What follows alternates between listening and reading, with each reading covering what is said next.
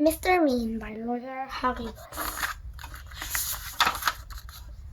Mr.Men lived up to his name.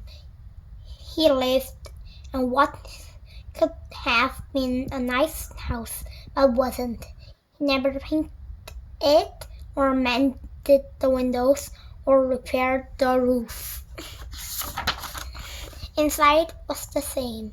No carpets, no curtains, no pictures, no fires. And Mr.Men was so mean he made his furniture out of old orange box, and then complained about the price of nails. Why he was so mean. Do you know what he gave his father for Christmas last year? A piece of coal. It wasn't as Mr.Men didn't have any money. Oh no, he had lost some money, and he kept it all hidden in a box, which he kept it in the kitchen. Every evening he sat there counting it. It was the only thing Mr.Men liked doing, but would he spend it? Oh dear me, no, not old Meanie. Not if he could help it. One day, Mr.Men was sitting in his gloomy kitchen having a gloomy meal. He only had one meal a day, and that day he was having a cup of water and a piece of bread, which was 3 weeks old. Suddenly, he was interrupted by a knock on the door. "Drat," he said, because he didn't like people "drat and bother." He opened the door, and there on his doorstep stood a wizard, a rather fat wizard. "Hello," said the wizard. "I wonder if by any chance, as it's such a warm day, you could possibly, if it's not too much trouble, be so kind as to, it's not so in bun. Perhaps, as I'm very thirsty, provide me with, do you think, a glass of, if it's not too much to ask, a water, please?"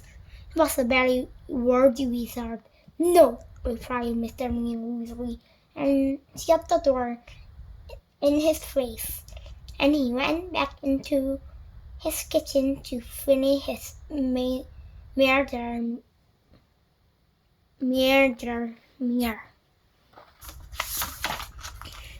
Up there, standing in front of him, was the wizard.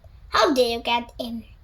gasped Mr.Men. "Well," replied the wizard, "it was by, how shall I put it? I just were, old, what's some name, magic one, don't you know, and, well, here I am, if you know what I mean." "You must be very poor," he remarked kindly, looking around. "Oh, yes, I am," lied Mr.Men, "and perhaps I can help you," said the wizard, pulling a box to sit on.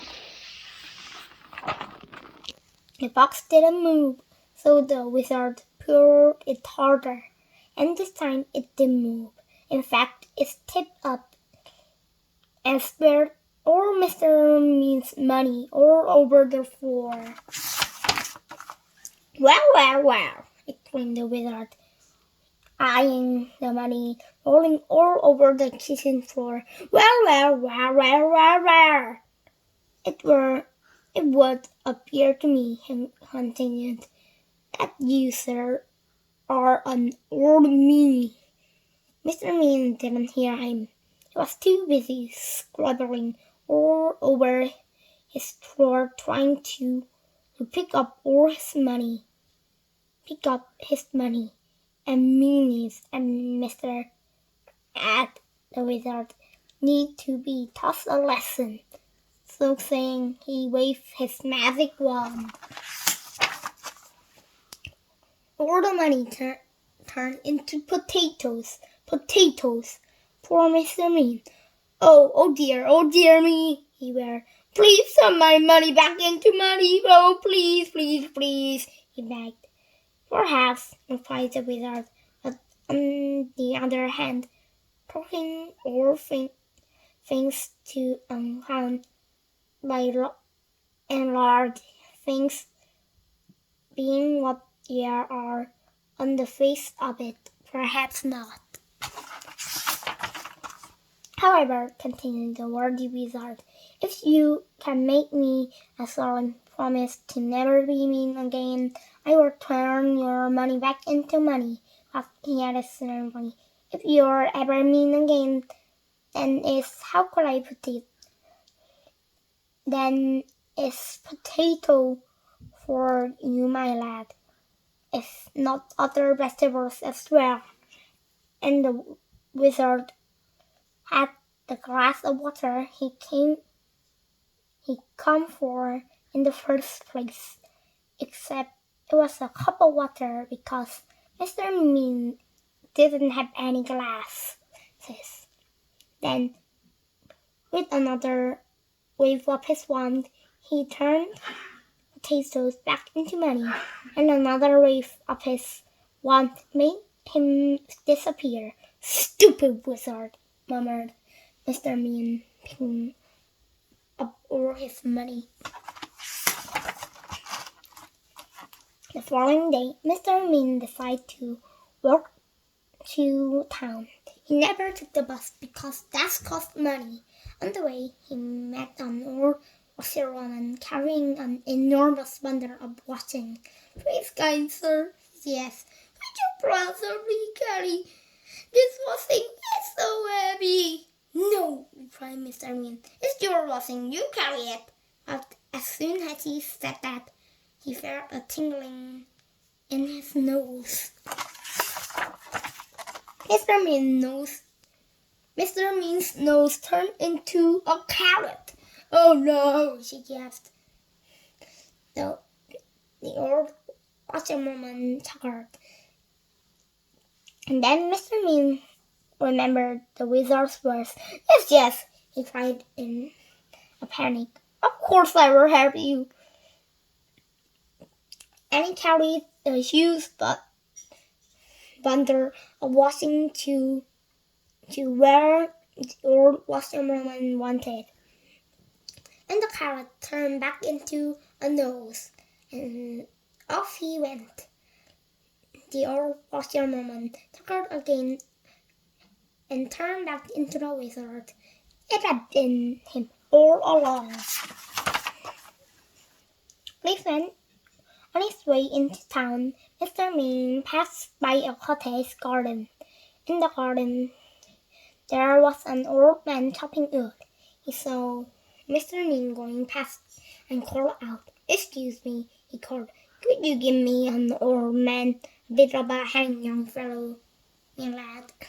No, cried Mr. Men. It's your wood. You chop it.